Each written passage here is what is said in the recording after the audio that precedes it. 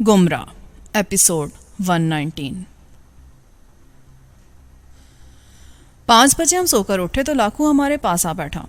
वो बोला, मैंने अपने आदमियों को दूर दूर तक फैला दिया है, कोई भी खड़का हुआ तो वो हमें इत्तला दे देंगे। आप उठकर नहा लें। हाँ, ये बहुत ज़रूरी है, हम कुछ ज़्यादा ही थके हुए हैं। तुम्हारे आदमी बहुत चौकस लगते हैं। हाँ, आप नहाकर पिछले कमरों में जा ठहरें। मैं नहीं चाहता कि कोई फसाद आपकी वजह से पैदा हो। कहीं वो थानेदार अहमद बेग तो नहीं था? बिल्कुल वही था। वो लोग उसे बेग साहब कहकर पुकारते थे। अच्छा, वो पहले ही हमारा ज़बरदस्त दुश्मन बना हुआ है। उसे हमारी हवेली का भी इल्म है, ये जगह वो देख चुका है। इससे क्या होता है? अलबत्ता उसे हमारे यहाँ आने की इत्तला नहीं मिलनी चाहिए। हाँ, देखते हैं क्या होता है। आपके लिए मैंने चाय बनवाई है, वो भी नहा कर पी लें। मगर मुझे ये बताएं कि आपने आसिया के बारे में क्या कुछ सुना है? कुछ भी नहीं, एक अखबार में खबर छपी थी, वही उसकी आखिरी खबर थी। उसके बाद हमें कुछ नहीं मालूम। अच्छा, मेरा ख्याल है वो आदमी अब वापस आने को ही हैं। बहुत दिन हो गए उन्हें गए हुए, ख़त भी उन लोगों ने कोई नहीं लिखा। उस वक्त शाम के 6 बजे थे। लाखू के एक आदमी ने अंदर आकर बताया कि पुलिस का एक ट्रक इधर आ रहा है और उसका रुख लाखू की हवेली की तरफ है। ये बात सुनकर लाखू तड़प कर उठा। ये तो बहुत ही गलत हुआ। सिर्फ 2 आदमी मेरे करीब रहें, बाकी सब लोग इधर उधर हथियार लेकर हवेली में फैल जाएं और मुख्तार शाह से कहो कि वो इस कार्रवाई के लिए सबकी रहनुमाई करेगा। ये कहकर उसने अपनी मशीन गन दूसरे कमरे से निकाली और उसको अच्छी तरह देखभाल कर बोला, ये 2 मशीन गनें आप ले लें। लगता है मुकाबला इस पुलिस से सख्त होगा। वैसे हम उसे टालने की कोशिश करेंगे। आप इधर ही बैठें, मैं उनसे अगले कमरे में बैठकर बात करता हूँ। ये दरवाज़ा बंद कर लें। हमने उसकी फराहम करदा 2 मशीन गनें संभाल ली। हुस्ना का रंग फक होने लगा। मैं समझा कि वो वहीं जान दे देगी। आबी का हाथ मशीन गन पर पड़ा तो उसने ज़बरदस्त गाली दी। वो बोला, ये मामला तो कुछ ज़्यादा ही ख़तरनाक हो गया है, हमें यहाँ आना ही नहीं चाहिए था। लाखों खामखा मारा जाएगा। किस्मत की बात है यार, वरना हम इधर आने का इरादा तो नहीं रखते थे। मैंने उठकर दरवाज़ा अंदर से बंद कर लिया। हम दोनों की हालत नरगे में आए हुए जानवर जैसी हो रही थी। कुछ ही देर बाद उस आदमी के पैगाम के मुताबिक पुलिस का ट्रक हवेली के सामने आन ठहरा। आबी का रंग सुर्ख होने लगा। कुछ ही देर बाद पहलू के कमरे का दरवाज़ा खुला तो मालूम हुआ कि लाखू ने पुलिस अफसरों को खुशामदीद कहा है। लाखू साहब, ये सक्खर के DIG हैं खिपरी साहब, और ये SSP वांडू साहब हैं। आपसे मिलकर खुशी हुई जनाब। कैसे आना हुआ आपका इधर? खैर तो है ना खिपरी साहब? हाँ, खैर ही है। हमें उन 2 मुजरिमों की तलाश है जिन्होंने सड़क पर खड़े हमारे 6 आदमी शदीद ज़ख्मी कर दिए हैं। हमारी इत्तला है कि वो इधर ही आए हैं। यहाँ कैसे आ सकते हैं वो? बैठे ना आप। ओए सैफ अली, इनके लिए चाय पानी का इंतज़ाम करो। वो यहाँ किस लिए आते? कोई कत्ल कर दिया उन लोगों ने? हाँ, मैंने कहा ना कि हमारे 6 जवान शदीद ज़ख्मी कर दिए उन लोगों ने। ये तो बहुत ही बुरा हुआ, मगर उन्हें ऐसी ज़रूरत हुई क्यों? क्या वो बड़े बदमाश थे? लगता तो ऐसा ही है। अभी हमें ये मालूम करना है कि उनका नाम क्या है। ये हवेली हमें दिखा दे ज़रा। देख लें, बेशक देख लें, मगर ऐसा कोई आदमी आपको यहाँ नहीं मिलेगा। अगर कोई आता तो हम उसको आपके हवाले ना कर देते। लाखू ने बड़ी दिलजमई से कहा। वो उन्हें टालने की कोशिश में था। इतने में किसी ने शरबत के बर्तन लाकर मेज़ पर रख दिए। वो शरबत पीने लगे तो लाखू ने कहा, आप चाहें तो अभी हवेली देख लें, एक एक हिस्सा हम आपको दिखा देंगे, मगर इस किस्म का कोई आदमी इधर नहीं आया है। जाओ सैफ अली, अपने थानेदार साहब को हवेली दिखा दो। लाखू ने दोनों अफसरों के साथ आए हुए बेग साहब को मुखातिब करते हुए कहा। कोई 10 मिनट गुजर गए। वो लोग हमारे बारे में तरह तरह के कयासों में मसरूफ़ रहे और लाखू उनकी हाँ में हाँ मिलाता रहा। मैंने बड़ी मुश्किलों से अपनी जान बचाई। वो मुझे भी बांध कर ले गए थे। उधर लाखी से परे सड़क पर उन्होंने मुझे डाल दिया। वहाँ एक राहगीर ने आकर मेरे जकड़बंद खोले तो मैं इनके पास जा पहुँचा। खिपरी साहब, मुझे यकीन है कि वो बहुत जलील आदमी हैं। दोनों ही जलील हैं। तुम बिल्कुल गधे साबित हुए हो बेग साहब। वो तुम्हारी पिस्तौल कैसे ले गए? तुम बिल्कुल निकम्मे हो, वरना कोई मुजरिम ऐसी जुर्रत नहीं कर सकता। वो जी, बस साहब, दरअसल वो बहुत चालाक लोग थे दोनों। एक ने बेखबरी में मेरा हथियार छीन लिया और मैं बेबस हो गया। मैंने ऐसे खबीस आदमी कहीं नहीं देखे। जाओ बेग साहब, इस हवेली को देखो और आंखें खोल कर देखना। मुझे यकीन है लाखू कि तुम्हें उनसे कोई हमदर्दी नहीं है। मुझे क्या हमदर्दी हो सकती जनाब उन कमीनों से? आपने मुझे इतनी इज्जत दी है, 1000 मौक़ों पर मैंने आपके सामने मुजरिम पेश कर दिए। اب میں بھلا آپ سے کیسے انکار کر سکتا ہوں؟ جاؤ سیف علی، ان کو لے جاؤ۔ لاکھو نے بڑے جوش سے کہا۔ بیگ صاحب کو ساتھ لے کر سیف علی باہر نکل گیا۔ وہ دونوں باہر نکلے تو لاکھو ان کے قریب ہو کر بیٹھ گیا۔ ان کی باتیں اب ہماری سمجھ میں نہیں آ رہی تھیں۔ میں اور آپ یوں دیکھ رہے تھے جیسے ہمیں سانپ سونگھ گیا ہو۔ ایسا کوئی تریپولیا ہمیں نظر نہیں آتا تھا جس سے ہم گزر کر آگے نکل سکتے۔ ہم اس کمرے میں بند ہو کر رہ گئے تھے۔ آبی کی آنکھوں پر شیشہ چڑھا تھا اور وہ اس احساس میں ڈوبا رہتا تھا کہ اس کی اپنی نظر نہیں ہے۔ وہ بولا، یار کسی جگہ یہ شیشہ اتر گیا تو کیا ہوگا؟ کچھ نہیں ہوگا، ذرا سنبھل کر رہ اور دیکھ، ہتھیار سے کبھی غافل نہ ہونا۔ مجھے یقین ہے کہ ہمیں ان کی سخت ضرورت پڑے گی۔ بیٹھ جائے دھر آ کر۔ میں نے اسے حسنہ کے قریب بٹھاتے ہوئے کہا، یہ کس مصیبت میں پھنس گئی ہے حسنہ بی بی؟ اس کو تو چھوڑ کیوں نہیں دیتا؟ بس بہت ہو گئی، ابھی یہ سحروں والے چلے جائیں تو اسے کراچی واپس بھیج دینا۔ میں بھی یہی کروں گا، اس کا تو خواہ ہی مردہ خراب ہو رہا ہے۔ یہ تو اچھا ہوا کہ کار ان لوگوں نے نہر میں ڈال دی۔ ہاں، حویلی میں تو کچھ بھی نہیں ہے، کہیں وہ ادھر آ گئے تو مصیبت ہو جائے گی۔ کچھ ہی دیر بعد ہمیں پہلو کے کمرے سے بیگ صاحب کی آواز سنائی دی۔ ہم اس طرف متوجہ ہو گئے۔ وہ کہہ رہے تھے، حویلی میں نہ تو کار ہے نہ ہی وہ آدمی، کمرے بھی ہم سب دیکھ چکے ہیں، ایک صرف یہ 7 والے 3 کمرے رہ گئے، یہ ہم نہیں دیکھ پائے۔ ادھر کیا ہے بھائی؟ یہ جی حویلی کا زنانہ حصہ کھپری صاحب، مجھے افسوس ہے کہ ہم یہ آپ کو نہیں دکھا سکتے، ہماری عورتیں پردے کی سخت پابند ہیں۔ یہ کیسے ہو سکتا ہے؟ ہمیں تو یہ حصہ بھی ضرور دیکھنا ہے۔ براہ کرم آپ عورتوں کو اطلاع دیں، وہ الگ ہو جائیں تو ہم یہ حصہ دیکھ لیں گے۔ کھپری صاحب نے کہا۔ وہ بضد معلوم ہوتے تھے اور انہیں یقین تھا کہ ان کے مجرم شاید لاکھوں نے وہیں چھپا دیے ہیں۔ ٹھیک ہے صاحب، میں انہیں اطلاع کر دیتا ہوں، آپ ذرا ٹھہریں، میں ابھی آتا ہوں۔ یہ کہہ کر لاکھو وہاں سے اٹھ گیا۔ ابھی ہم سوچ ہی رہے تھے کہ ہمارا اگلا قدم کیا ہونا چاہیے کہ لاکھو دوسری طرف سے کمرے کا دروازہ کھول کر اندر آیا۔ یار وہ تو بضد ہے، چاہتے ہیں کہ یہ کمرے بھی ضرور دیکھیں، تو کیا کریں ہم؟ ان کی باتیں تو ہم نے بھی سنی ہیں۔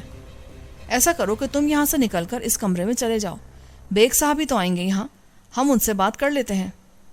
کیا بات کریں گے آپ؟ وہ تو جان ہی نہیں چھوڑتے۔ رشوت، سب کام رشوت سے ہی چل سکتا ہے۔ آئیں، میں ان کو کمرے دکھا دیتا ہوں۔ یہ کہہ کر لاکھو نے ہم تینوں کو ایک اسٹور نما کمرے میں پہنچا دیا۔ بیٹھنے کے لیے وہاں کوئی بھی جگہ نہیں تھی، سارا کمرہ سامان سے بھرا ہوا تھا۔ ہمیں وہاں ٹھہرا کر لاکھو نے کمرہ بند کیا اور باہر نکل گیا۔ کوئی 10 منٹ بعد ایک افسر لاکھو کے ساتھ اندر آ گیا۔ ہم اس اسٹور نما کمرے کی کھڑکی میں سے اسے دیکھ رہے تھے۔ اس نے آتے ہی وہ دونوں کمرے دیکھ لیے اور پھر اس کمرے کی طرف دیکھنے لگا جس میں ہم ڈال دیے گئے تھے۔ لاکھو نے نہایت ہی رسان سے کہا، کنڈیارو صاحب، اس کمرے میں ہمارے گھر کی عورتیں بند ہیں، آپ مہربانی کر کے ان کو بے پردہ نہ کریں۔ نہیں جی، یہ کیسے ہو سکتا ہے؟ یہ میرا فرض ہے، میں اسے بھی ضرور دیکھوں گا۔ میری گزارش ہے، اگر آپ قبول کر لیں تو بڑی مہربانی ہوگی، میں آپ کو یہ رقم پیش کر سکتا ہوں۔ یہ 20,000 روپے ہیں۔ لاکھو نے دائیں ہاتھ رکھے صندوق میں سے رقم نکال کر اسے تھماتے ہوئے کہا، نہیں جی، یہ کیسے ہو سکتا ہے، میں یہ کمرہ ضرور دیکھوں گا۔ آپ کی مہربانی ہے، یہ لیں، 10,000 اور رکھ لیں، میرے پاس اس وقت یہی ہے، میں پھر کسی وقت اور زیادہ خدمت کر دوں گا۔ اچھا، تو اس کا مطلب یہ ہے کہ وہ دونوں آدمی یہاں ہیں۔ کچھ بھی سمجھ لیں، لیکن یہ میری عزت کا سوال ہے، آپ ہی میری جان چھڑا سکتے ہیں۔ دیکھیں، آدمی سور کھائے تو ڈھیروں کھائے، اس رقم سے کیا ہوگا؟ اس وقت میرے پاس یہی موجود ہے، آپ کو میں 20,000 اور دے سکتا ہوں، چند لمحوں کی مہلت دے مجھے۔ ٹھیک ہے، لائیں وہ رقم، مگر یہ اچھی بات نہیں ہوگی، آپ مجھے میرے فرض سے روک رہے ہیں۔ آپ کی زندگی سرتاپا فرض ہے، آج اس کمرے کو نہ دیکھیں تو یہ آپ کا بڑا احسان ہوگا۔ یہ کہہ کر وہ اسٹور کی طرف لپکا اور کھڑکی میں آن ٹھہرا۔ پھر بولا، حسنہ، مجھے 20,000 کی سخت ضرورت ہے، وہ تیرے پاس ہیں تو دے دے۔ ہمارا نام اس نے جان بوجھ کر نہیں لیا۔ آبی نے بریف کیس کھولا اور اس میں سے 20,000 نکال کر لاکھو کی طرف کھڑکی کی جھری میں سے بڑھا دیے۔ وہ نوٹ لے کر پیچھے ہٹا تو بولا، یہ لیں، یہ رہے 20,000، ان کو جلدی سمیٹ لیں، وہ انتظار کر رہے ہوں گے۔ 2 سپاہی اس کے ساتھ اور بھی تھے، مگر وہ دونوں کمرے کے باہر برآمدے میں کھڑے تھے، کیونکہ لاکھو نے پردے کا ایسا ڈھونگ رچایا تھا کہ انہیں سمجھ ہی نہ آ سکی کہ معاملہ کیا ہے۔ کنڈیارو صاحب نے وہ رقم جلدی جلدی قمیص کے اندر ڈال کر پتلون کی بیلٹ میں ارسی اور فوراً ہی باہر نکل گئے۔ ہم اسی وقت اسٹور سے نکلے اور اس کمرے میں آدھم کے جہاں سے ہم ان کی باتیں سن سکتے تھے۔ لاکھو نے یوں کر رکھا تھا کہ ان کمروں تک کسی کی رسائی ناممکن بنا دی تھی۔ آنے کے لیے دوسرا راستہ استعمال کرنا پڑتا تھا۔ مجھے افسوس ہے جناب، ان کمروں میں کوئی بھی نہیں ہے۔ ان کی 3 عورتیں موجود تھیں۔ ساری حویلی ہم نے چھان ماری ہے۔ مجھے بھی یہی یقین تھا کہ وہ اس حویلی میں نہیں آئے ہوں گے۔ متھل گاؤں بھی ہم نے دیکھ لیا ہے، وہ کسی اور طرف نکل گئے ہیں۔ یہ بیگ صاحب کی آواز تھی۔ ان کو وہاں روک کر کھپری صاحب نے کنڈیارو صاحب کو ہماری طرف بھیجا تھا، کیونکہ اپنے حسابوں میں وہ زبردست غلطی کر چکے تھے۔ اگر وہ بیگ صاحب کو ادھر بھیجتے تو ہم ان کے ساتھ کھچے چلے آتے۔ وہ ایسا ہی آدمی تھا اور ہماری مار سہ چکا تھا۔ اچھا لاکھو صاحب، اجازت دیں، ایک نہ ایک دن تو وہ لوگ ہمیں ضروری ملیں گے۔ ہم ان کے لیے بہت دنوں سے پوزمان لیے پھرتے ہیں۔ کھپری صاحب نے کہا، میں تو ہر وقت حاضر ہوں جناب، مجھے وہ کہیں بھی نظر آئے تو میں انہیں پکڑ لوں گا انشاءاللہ۔ لاکھو نے کہا، وہ بہت ہی عیار آدمی تھا اور اسے رشوت دینے کا ڈھنگ بھی آتا تھا۔ ایسی میٹھی زبان تھی اس کی کہ کھپری صاحب بھی اس کے شیشے میں اتر آئے۔ وہ اس سے ہاتھ ملا کر اسی وقت باہر نکل گئے۔ سورج بس غروب ہی ہوا چاہتا تھا۔ لاکھو انہیں چھوڑنے کے لیے باہر نکلا اور جب آدھے گھنٹے بعد وہ واپس آیا تو بہت ہی خوش تھا۔ حویلی کے تمام چھوٹے بڑے دروازے اس نے بند کروا دیے اور سیدھا ہمارے پاس آن دھمکا۔ مجھ سے وہ یوں ملا جیسے صدیوں کے بعد میری اس سے ملاقات ہو رہی ہو۔ وہ بولا، تجھے یہ نئی زندگی مبارک ہو جیلانی، ورنہ آج تو تم مارے ہی گئے تھے۔ ہاں، اور یہ سب تیری مہربانی ہے لاکھو۔ تو جانتا ہے کہ کس کو کب اور کن حالات میں رشوت دینی چاہیے۔ تجھے بھی مبارک ہو آبی، تیرے لیے بھی میں نے ڈھیروں دعائیں مانگی تھیں۔ آؤ میرے کمرے میں بیٹھو۔ میرا خیال ہے کہ یہ سب حسنہ بی بی کی وجہ سے ہوا ہے۔ پتہ نہیں دل میں یہ کیسی کیسی دعائیں مانگ رہی تھیں۔ ہاں واقعی، میں ان کی زندگی چاہتی تھی۔ ایک زندگی انہوں نے بھی مجھے بخشی تھی، اس کے عوض میں ان کے لیے دعائیں خیر کرتی تھی۔ حسنہ نے برجستہ کہا، اسے بھی ہماری اس رہائی پر دلی خوشی محسوس ہوئی تھی۔ ویسے تم دونوں بہت مال لیے پھرتے ہو، میرے پاس تو وہی تھا جو میں نے دے دیا۔ بہت مالدار لوگ ہو تم۔ یہ بات نہیں ہے لاکھو، بہرحال یہ لو 1,00,000 روپیہ ہم تمہیں دیتے ہیں، یہ رکھ لو۔ میں نے آبی سے بریف کیس لے کر اس میں سے رقم گن کر اسے دے دی، مگر وہ اس نے نہیں لی۔ خاموشی سے میرا ہاتھ پیچھے ہٹا دیا، منہ سے کچھ نہ بولا۔ میں نے اصرار کیا تو وہ کہنے لگا، میں آپ کا شکر گزار ہوں جیلانی، اور میرا خیال ہے کہ میں اس کا حقدار بھی ہوں۔ یہ سب لوگ حقدار ہیں۔ آپ کو بچا لینا ایک معجزہ تھا۔ میری اپنی رقم تو سکھر کے ایک بینک میں ہے، ضرورت پڑتی ہے تو وہاں سے منگوا لیتا ہوں، مگر آپ کو بچا لینے کی قیمت ہم نہیں لیں گے۔ اور اب اسی خوشی میں ایک دور شراب کا بھی ہو جائے۔ میں نے آج تمہارے لیے مرغ روسٹ بھی تیار کروایا ہے۔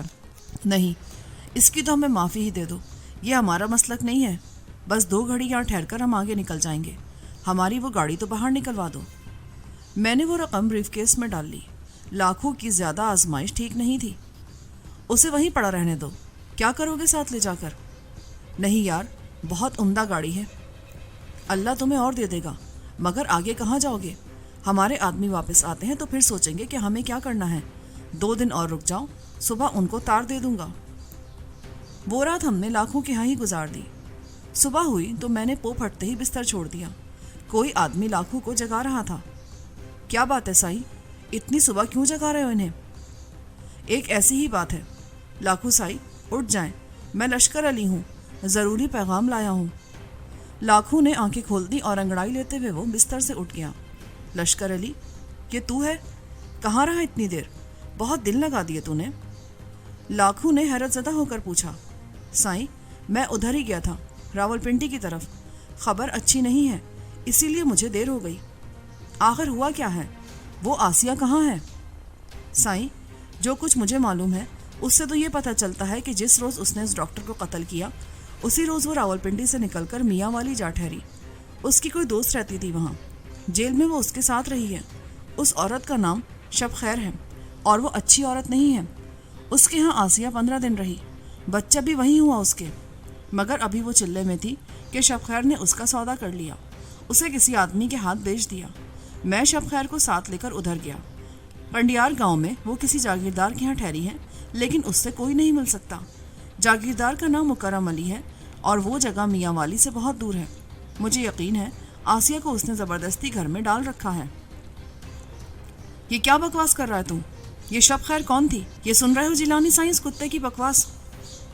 اس نے تکیے تلے رکھا پستول اٹھا کر پیٹی میں رکھتے ہوئے کہا، تو آسیہ کا پتہ کرنے کے لیے گیا تھا؟ ہاں سائیں، میں وہیں سے آ رہا ہوں، میرے ساتھ صفدر علی بھی تھا، وہ اسپتال میں ہے، کسی نے ادھر کنڈیار سے نکلتے ہی اسے چھری مار دی تھی، میں بھی بڑی مشکلوں سے بچا ہوں، 2 چاقو میرے بھی بازو پر لگ گئے تھے، حملہ آور 2 تھے اور وہ خنجروں سے مسلح تھے، بے خبری میں انہوں نے ہم پر اس وقت حملہ کیا جب ہم تانگے میں بیٹھے تھے، اسی حالت میں صفدر کو میں میاں والی کے اسپتال لے گیا، وہ ابھی تک وہیں ہے، اگرچہ روبہ صحت ہے پر یہ اچھا نہیں ہوا، شب خیر نے آسیہ کا بچہ خود سنبھال رکھا ہے۔ کیا اچھا نہیں ہوا؟ تیرا بچ جانا کہ صفدر کا زخمی ہو جانا؟ اٹھ جائیں جیلانی سائی، یہ تو قصہ ہی کچھ اور ہو گیا۔ یہ کہہ کر وہ غسل خانے میں جا گھسا۔ میں اپنی جگہ بیٹھا آسیہ کی قسمت پر گریہ زاری کرتا رہا، اس پر ابھی یہ افتاد بھی باقی تھی، کسی جاگیردار کے حرم کی زینت بھی بننا تھا اسے، یہ ذلت بھی اس کی راہ میں پڑی تھی۔ میں اٹھ کر آبی کی طرف چل دیا، وہ عقبی حصے میں بڑے آرام سے لیٹا تھا، مجھے سامنے دیکھ کر وہ اٹھ بیٹھا۔ کیا بات ہے؟ ادھر تو معاملہ ہی کچھ اور ہو گیا ہے۔ کیسا معاملہ؟ خیر تو ہے؟ تیرا تو چہرہ بری طرح لٹک رہا ہے۔ میں آسیہ کی بات کر رہا ہوں، وہ پھر زبردست مشکل میں پھنس گئی ہے، سنا ہے اسے کسی عورت نے کسی جاگیردار کے ہاتھوں بیچ دیا ہے۔ یہ کیسے ہو سکتا ہے یار؟ پاگل ہے وہ لڑکی، وہ کیسے بک گئی؟ میری سمجھ میں تو کچھ نہیں آتا۔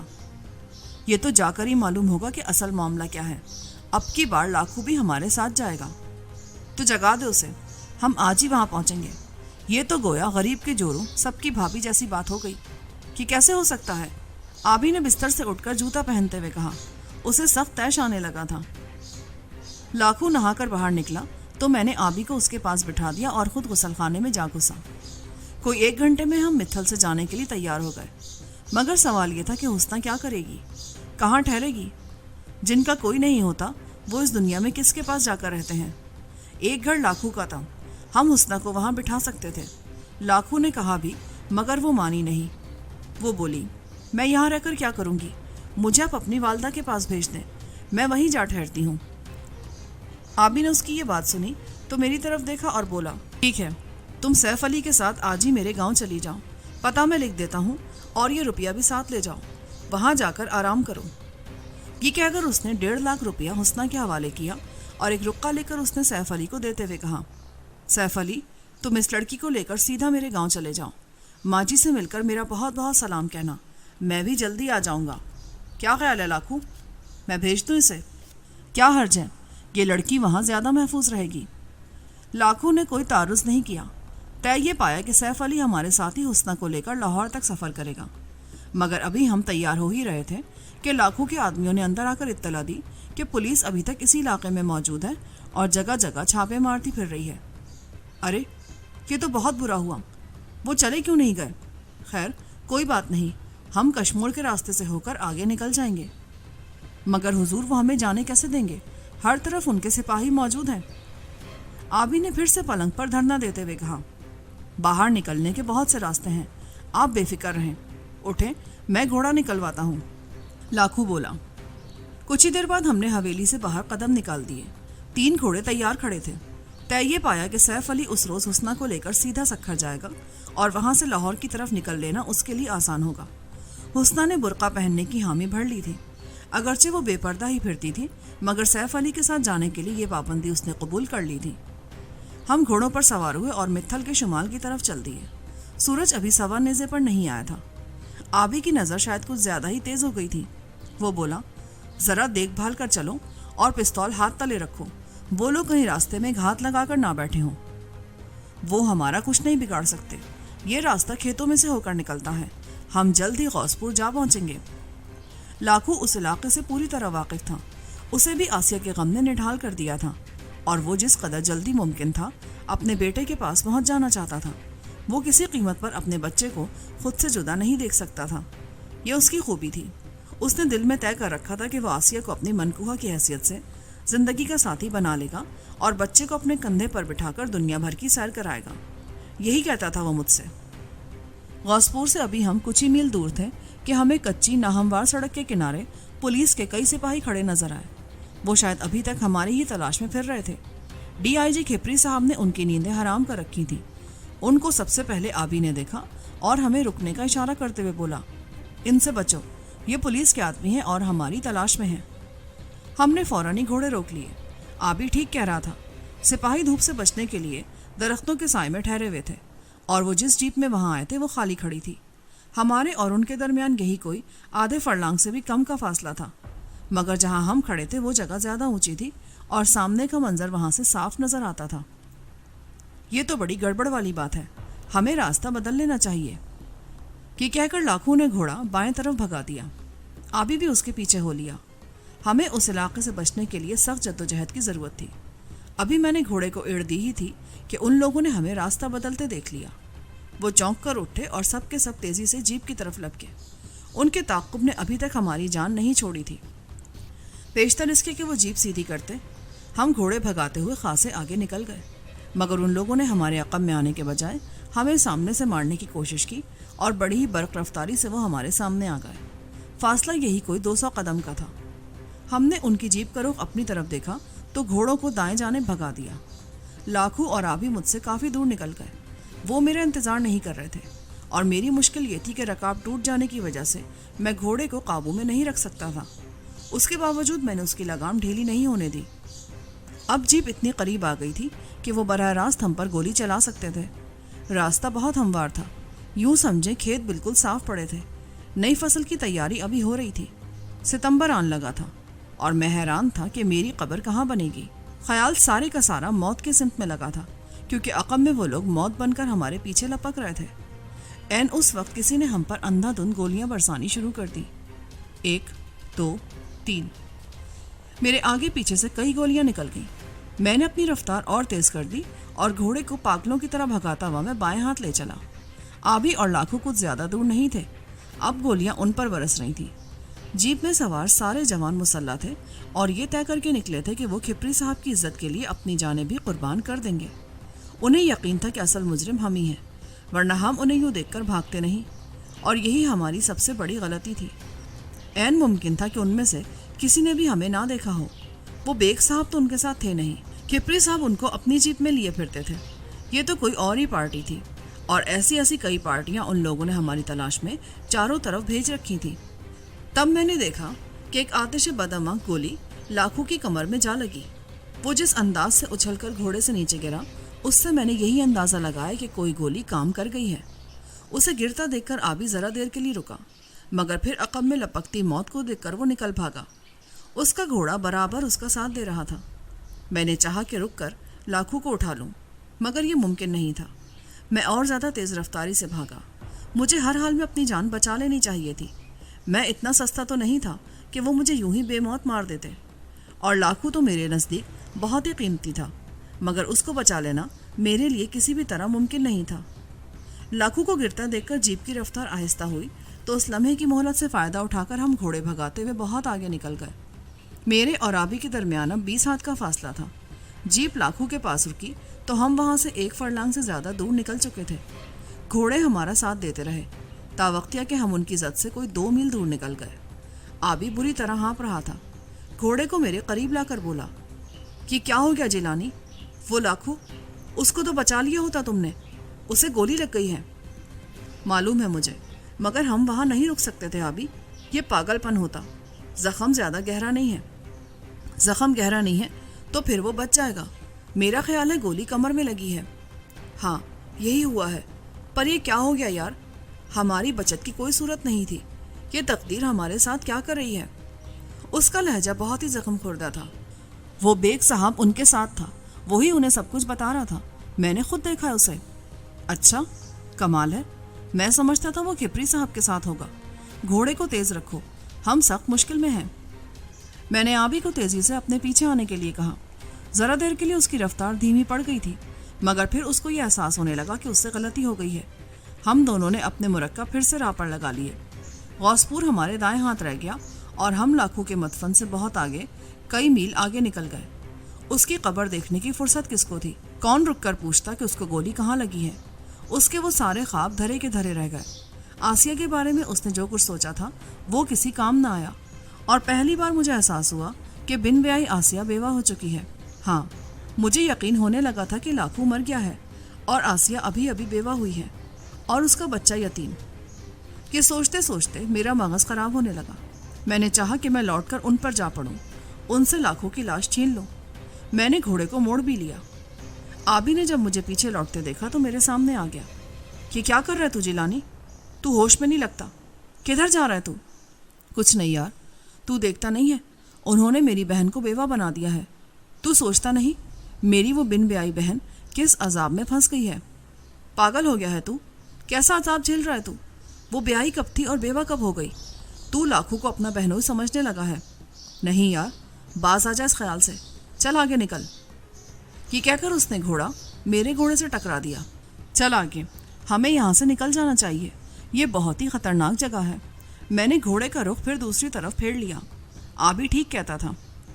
میں ایک بار پھر آبی کے ساتھ ہو لیا۔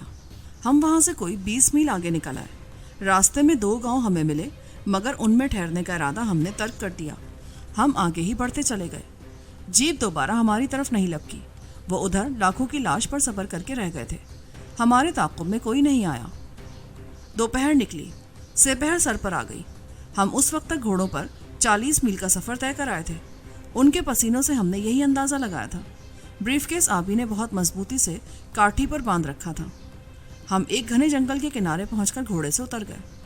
میرا خیال ہے ہمیں یہاں رک کر ذرا دیر آرام کر لینا چاہیے۔ آبی نے گھوڑے سے اترتے ہی سگریٹ سلگا لیا۔ پسینے سے وہ بھی اٹا ہوا تھا اور میں تو کچھ زیادہ ہی بھیگ گیا تھا۔ ہم پر پولیس کے یہ 2 حملے کچھ ایسے سخت اور تابڑتوڑ تھے کہ ہمارے لیے اپنی جانیں بچانا مشکل ہو گیا تھا۔ بدن میں درد جاگ اٹھا تھا۔ جنگل کا وہ کنارہ خاصا گھنا تھا۔ گھوڑے ہم نے درختوں کے نیچے کھڑے کیے اور خود بھی سائے میں بیٹھ گئے۔ آبی نے اپنی قمیض اتار دی۔ وہ پسینہ سکھاتے ہوئے بولا، سنا ہے ان جنگلوں میں ایک پرندہ ملتا ہے جس کا نام ترزو ہے۔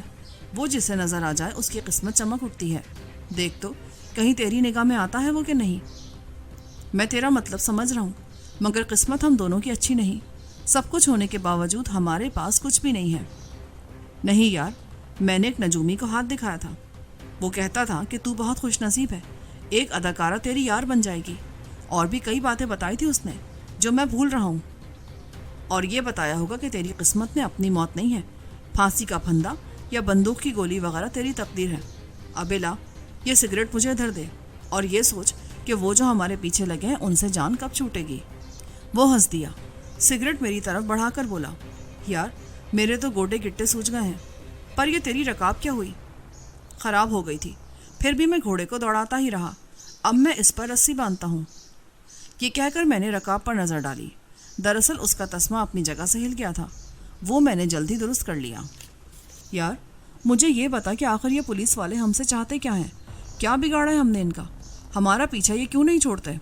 ہاں، بہت نیک آدمی ہے تو۔ ابے ان کے 6 آدمی مارے گئے، صاف ستھرے مارے گئے، اور تو کہتا ہے کہ ان کا کیا بگاڑا ہے ہم نے؟ چلو دفع کرو، ہم نے بھی تو 2 آدمی ضائع کر دیے اپنے۔ میرا یار تاہیا، کوئی دکھ نہیں اس کا تمہیں؟ اور یہ لاکھو جسے تو اپنا بہنوئی کہتا ہے، یہ نہ مرتے تو زیادہ اچھا ہوتا۔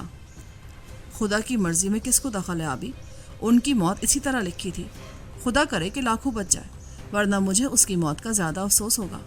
اس کا گھوڑا بھی تافی تھا، آنکھیں ہی منحوس تھیں اس کی، وہ بھی اس کے ساتھ ہی رک گیا۔ ویرانے کی موت کیسی بے بسی کی موت ہوتی ہے۔ آبی نے میری بات کا جواب نہیں دیا۔ اس کی نظریں کسی شے کا تعقب کرنے لگی۔ میں نے جو ادھر دیکھا تو مجھے اپنی آنکھوں پر اعتبار نہیں آیا۔ ہمارے سامنے ایک نورانی صورت کا بوڑھا آدمی کھڑا تھا۔ وہ ہم سے چند قدم دور تھا اور ہمیں ٹکٹکی باندھ کر دیکھ رہا تھا۔ اس کی بھویں اور سفید لمبی داڑھی، سر پر بندھا سفید پٹکا اور گلے میں لمبا کرتا، کمر پر بندھے ہوئے تہبند نے ہمیں ذرا دیر کے لیے حیران کر دیا۔ نگاہیں اس کی ہم پر جمی تھی اور وہ برابر ہمیں یوں دیکھ رہا تھا جیسے پوچھ رہا ہو کہ تم ادھر کیسے آن نکلے۔ اس کے ہاتھ میں تسبیح تھی، ایسا لگتا تھا جیسے وہ ابھی ابھی نماز سے فارغ ہوا ہے۔ اسے دیکھتے ہی آبی اپنی جگہ سے اٹھ گیا، مجھے بھی اس کے ساتھ ہی اٹھنا پڑا۔ وہ سفید بابا 2 قدم ہماری طرف بڑھا تو ہمیں یوں لگا جیسے اس کے ہاتھ ہمارے کندھوں پر آن رکے ہوں۔ میں نے اپنی زندگی میں اس جیسا بزرگ صورت بوڑھا نہیں دیکھا تھا۔ رخسار اس کے سرخ و سفید تھے اور یہی حال اس کے باقی بدن کا تھا۔ سلام بابا جی۔ آبی نے آگے بڑھ کر بڑے ادب سے آداب کہا۔ سلام میرے بچوں، تم دونوں ادھر کیا کر رہے ہو؟ جی بس ذرا سستا رہے ہیں، لمبا سفر تھا، ہمیں رکنا پڑا۔ بیٹھو، آرام کر لینا اچھی بات ہے، بڑی تکدو ہے زندگی میں۔ یہ جنگل بھی اچھا ہے، بڑا سکون ملتا ہے یہاں۔ یہ کہتے ہوئے وہ ہمارے قریب گھاس پر بیٹھ گیا۔ بس اس سائے کو دیکھ کر ہم یہاں بیٹھ گئے تھے۔ آپ کیا کرتے ہیں اس جنگل میں؟